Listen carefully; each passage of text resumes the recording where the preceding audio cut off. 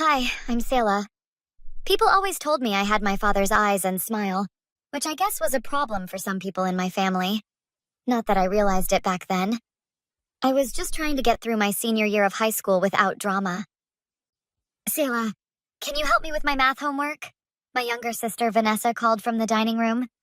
I seriously don't get any of this algebra stuff. Coming, I said, setting down my phone. I found Vanessa hunched over her textbook, twirling her pencil between her fingers.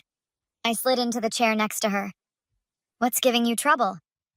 Everything, Vanessa sighed dramatically. Dad said you're super good at this.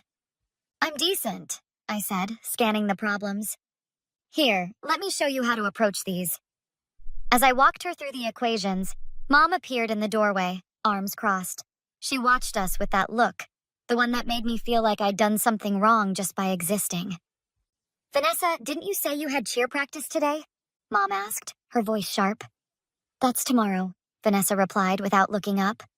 Selah, I need you to clean the attic. Your aunt is coming to stay next weekend. I glanced up from Vanessa's homework. But I'm helping Vanessa with... I'll help her, Mom cut in. The attic. Now. Dad stepped into the dining room, car keys jingling in his hand. Everything okay in here?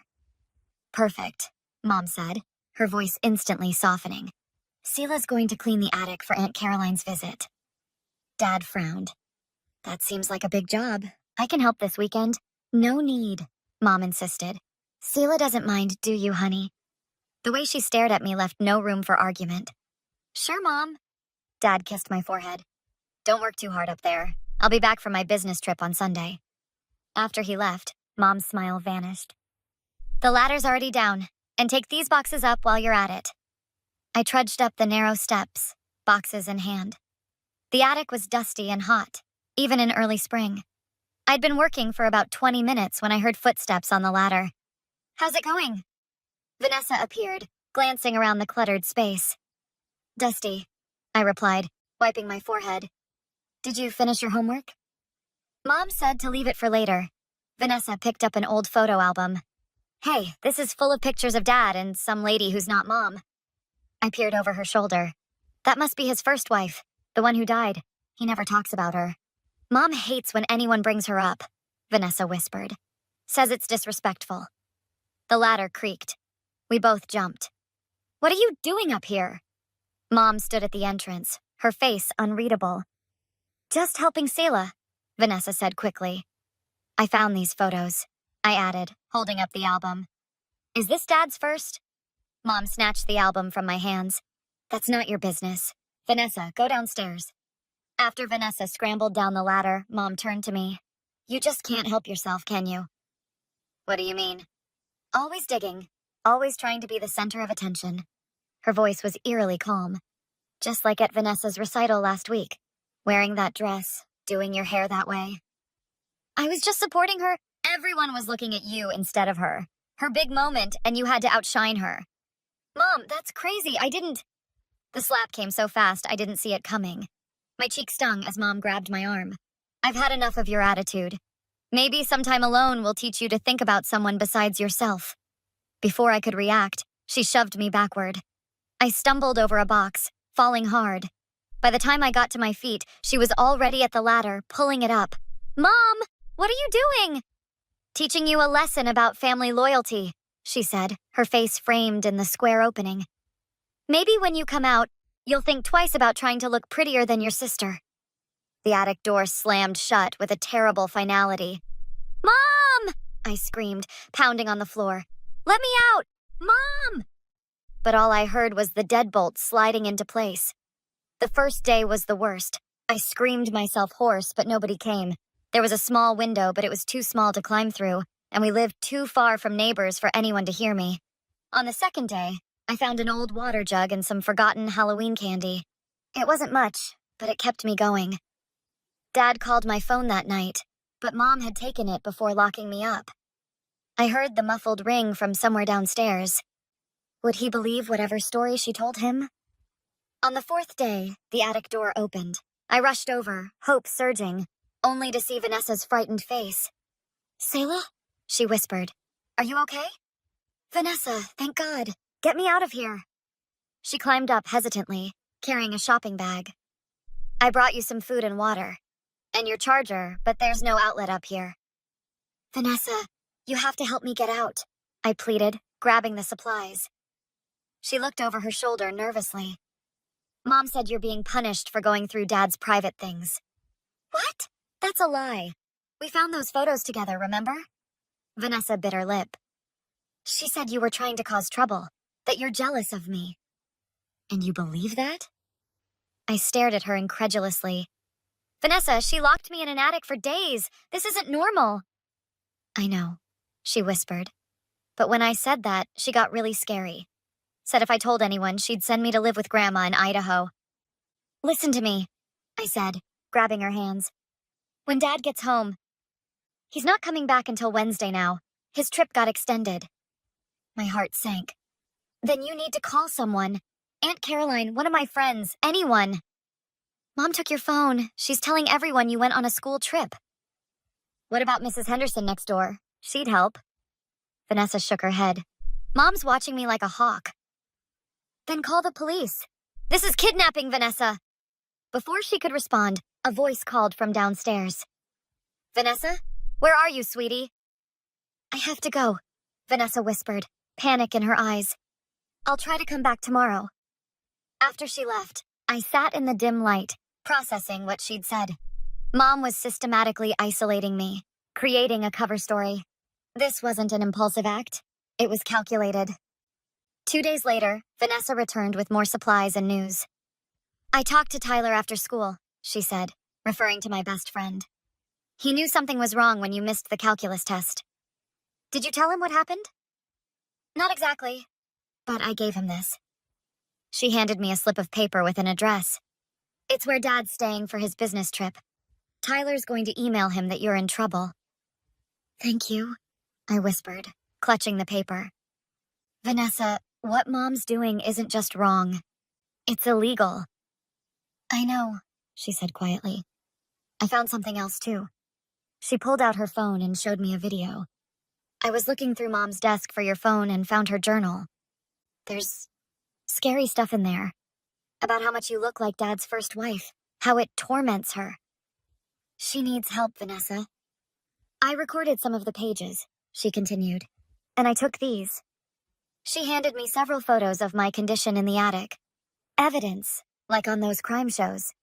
Smart thinking, I said, feeling a surge of hope. But you need to be careful. Mom's clearly not stable. That's why I told Miss Garcia at school that I needed to talk about something important tomorrow, Vanessa said. She's the counselor. I trust her. A noise downstairs made us both freeze. I should go, Vanessa whispered. Dad will be home tomorrow night. Just hold on. After she left, I clutched the precious evidence and waited, making plans for what would come next. My fear was turning to something else now. Determination. Selah? Selah! My father's voice boomed through the attic door, followed by the sound of the deadbolt sliding open. I squinted at the sudden light as Dad's face appeared, horror etched in every line. Dad, I croaked, my voice raw from days of disuse. He climbed up and gathered me in his arms. My God, what happened? Are you hurt?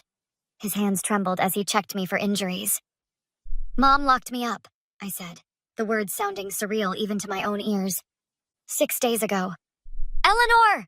Dad roared down the stairs. Get up here now! Heavy footsteps pounded up the stairs, and Mom appeared, her face a mask of concern that didn't reach her eyes. James, you're home early. I was just coming to... To what, Eleanor? To let our daughter out of the attic where you've apparently imprisoned her? Dad's voice was deadly quiet. Mom's expression shifted, her eyes darting between us. It's not what it looks like. Selah was being difficult and I... Difficult? I interrupted, finding my voice. I was helping Vanessa with homework. You were undermining me, Mom hissed, her facade cracking. Always trying to turn everyone against me, prancing around looking just like her. Like who? Dad demanded. Like Rebecca, Mom spat. Your precious first wife. Every day she looks more like her and you love it. You've never loved me the way you loved her. Dad stared at her, aghast. You locked our daughter in an attic for nearly a week because she resembles Rebecca? She does it on purpose, Mom insisted, her voice rising hysterically. She's trying to replace me just like she tries to outshine Vanessa. Ask anyone who was at the recital. Everyone was looking at Selah instead of her sister. Mom, that's crazy, I said, stepping toward her. I never tried to— Don't call me crazy! She lunged forward, but Dad caught her arms. That's enough, Eleanor. He restrained her as she struggled. This isn't just wrong. It's criminal. Dad. Vanessa's voice came from the ladder. She climbed up, clutching her phone. I have something you need to see. She showed him the video of Mom's journal entries and the photos she'd taken of me in the attic. Mom's face contorted with rage. You little traitor! After everything I've done to protect you. Protect her from what? I demanded. From having a sister? From being overlooked? From being the plain one, the forgotten one? Mom struggled against Dad's grip. I was always the second choice, always living in someone else's shadow. I won't let that happen to Vanessa. So you locked Selah away? Dad's voice broke. Our daughter? She'll recover, Mom said dismissively. But Vanessa's self-esteem might never have if I hadn't intervened. Intervened? I stepped forward. You kidnapped me. You starved me. You told people I was on a school trip to cover it up. I did what was necessary, Mom insisted, her eyes wild. And I'd do it again. Dad pulled out his phone. I'm calling the police. You can't be serious, Mom scoffed. Over a family disagreement? This isn't a disagreement, Dad said firmly. This is abuse and imprisonment. If you do this, our family is over, Mom threatened. I looked her straight in the eye. It already is. As Dad dialed, Mom lunged at me suddenly, breaking free of his grip. You ungrateful little— Her hands closed around my throat before Dad could pull her off. Vanessa screamed, capturing the whole thing on video. That's assault, I said hoarsely, as Dad restrained her again. Add it to the list of charges. Mom's face twisted with hatred. You'll regret this. All of you. No, Mom, I replied, my voice steady despite everything. You're the only one who's going to have regrets. Miss Bennett, can you describe what happened after your father returned home? Detective Morales asked, her notebook open on the table between us. 3 weeks had passed since my rescue from the attic. We sat in a conference room at the district attorney's office, preparing for Mom's upcoming trial. After he found me, my mother admitted everything, I explained. She even attacked me when she realized she was going to face consequences. It's all in the video my sister recorded. And you're certain you want to proceed with charges? The detective asked gently. Family court cases can be difficult. Absolutely certain, I replied without hesitation. What she did wasn't just wrong. It was criminal. And she's shown zero remorse. She keeps sending these, Dad said, sliding a folder across the table. Inside were letters Mom had written from jail, alternating between blame, self-pity, and hollow apologies. Has she attempted to contact you directly? Asked Mr. Friedman, the prosecutor. She called my aunt's house where we're staying, I said. Begged me to drop the charges, said she'd get therapy. And your response? I hung up. I met his gaze steadily. She had years to get help. Instead, she escalated to imprisonment and assault. The door opened and Vanessa entered with Aunt Caroline. My sister looked different now, more serious, but somehow stronger. Sorry we're late, Vanessa said, taking the seat beside me. My therapy session ran long. How are you doing? Detective Morales asked her. Better, Vanessa replied. Dr. Winters is helping me understand that none of this was my fault. Or Selah's. It wasn't, I assured her, squeezing her hand. Mrs. Bennett's attorney has proposed a plea deal, Mr. Friedman announced. Reduced charges in exchange for mandatory psychiatric treatment instead of prison time. What do you think? Dad asked me, his face drawn with the stress of recent weeks. I think she needs help, I said slowly. But I also think there have to be consequences. She knew exactly what she was doing. The evidence supports that, Detective Morales agreed. The calculated cover story, the journal entries showing premeditation. What happens if we reject the deal? Vanessa asked. We go to trial, Mr. Friedman explained. With your video evidence and testimony, we have a strong case for unlawful restraint and child endangerment at minimum. The assault charge would remain as well. And Mom would go to prison? Vanessa said quietly. Most likely, yes, the prosecutor confirmed. Selah, it's your decision, Dad said.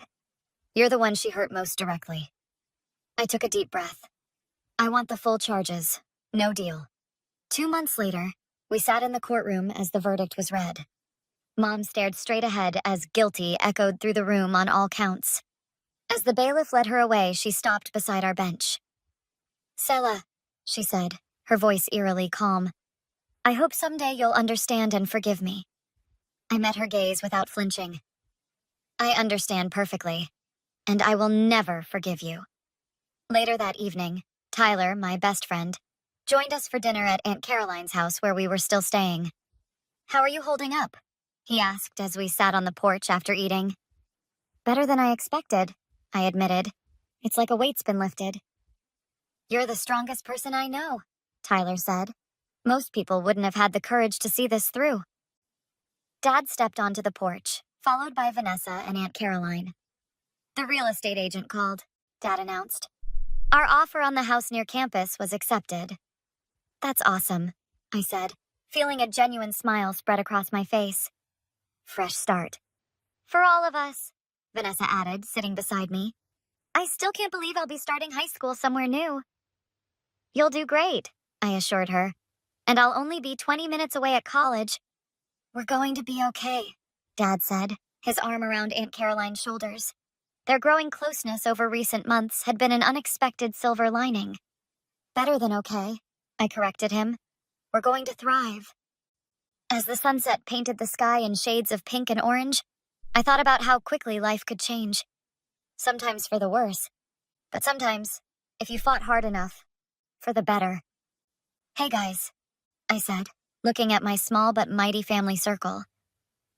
Do you think our story might help someone else someday? Someone who needs to find the courage to speak up? Tyler nodded thoughtfully. I bet it would. Maybe that's part of your fresh start too, turning something terrible into something good. I smiled at that. After all, the best revenge wasn't just seeing justice served. It was reclaiming your life and helping others reclaim theirs. So what's next for you, Sela? Aunt Caroline asked. I looked toward the horizon, where darkness was giving way to the first evening stars. Everything, I said simply. Everything is next.